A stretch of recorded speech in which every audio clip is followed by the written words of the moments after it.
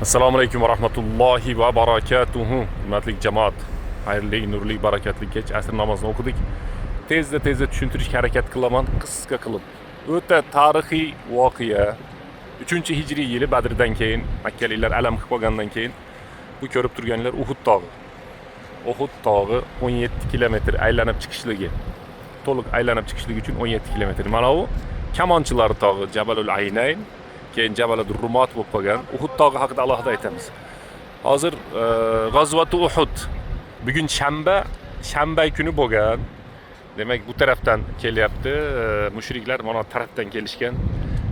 Juma kuni kechqurun kelib tayyorlanishgan. Payg'ambarimiz sollallohu alayhi vasallam bo'lsa, shanba kuni ularda turadigan joyini o'zgartirib, almashtirib, fikrlarini, rejalarini hammasini buzgan. Musulmonlar 700 ta. Bu zamonda avtobus signal bo'lmagan, hozir bor. Mingta edi bular, 300 tasi orqasiga qaytib ketgan. Munofiq ularni yetalab ketib qolgan. Madinaning tashqarisida urushmaymiz deb musulmonlar 700 ta qolishgan. Ular 3000 ta, 200 ta otligi bor. Fursonda edi. Otliklari bor, valginaqa qurolliklari bor. Musulmonlar juda kuni nima bo'lishgan, zaif bo'lishgan. Al-muhim. Payg'ambarimiz sollallohu alayhi vasallam bu tog'da orqa taraflariga turish, orqa tarafdan to'sib qo'ygan uchun al tarafda turishdi. 50 ta odamni mana shu joydan jilmaysizlar dedi. Kamonchilardan 50 ta odam. Buxoriyda kelgan hadisda agar biz to'liq yutsak ham tushmaylar, agar biz yutkizib o'liklarimizni qushlar cho'qib ketsa ham tushmaylar dedi. Lekin attang itoat esdan chiqib qoldi. Alloh taolo ularni o'sha kuni kechirgan. Valaqad afallohu anhum degan oyat bor. Alloh taolo ularni kechirdi. Kamonchilar 50 tasi shu yerda bo'lishgan. Mushriklarni 10 ta bayrog'i singandan keyin mushriklar yutkizgan Uhud kuni. Yutgan deb o'ylaydi ko'pchilik. Ular yutkizgan to'liq. Yutkizib orqasiga qaytib ichida Xolid ibn Valid bo'lsa ham yutkizgan. Lekin kamonchilar musulmonlar yutdi deb o'ylab payg'ambarimiz sollallohu alayhi vasallamning buyrug'ini esdan chiqarib qo'yishib, bo'ldi endi yutdik deb o'ylab shu yerdan tushib ketishadi. Hammasi emas, 7-8 tasi qoladi, qolgani tushib ketadi.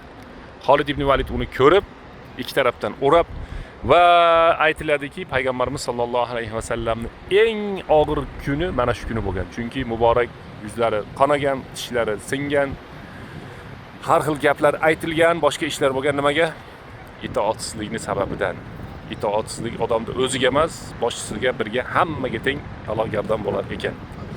Shanba bugun, ataylaganda to'g'ri kelib qoldi. Shanba kuni bo'lgan 3-hijriy yilda 70 ta shahid ana bu to'g'rimizda shahidlar nimasi turibdi.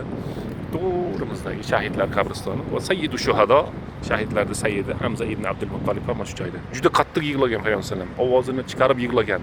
Ya'ni ovozi chiqib yig'laganda yanadagi sahobalar hammasi yig'lagan. Madinaga borib aytishganda Madinadagilar ham yig'lagan. Bu qisqachasi shu. Uhud g'azoti.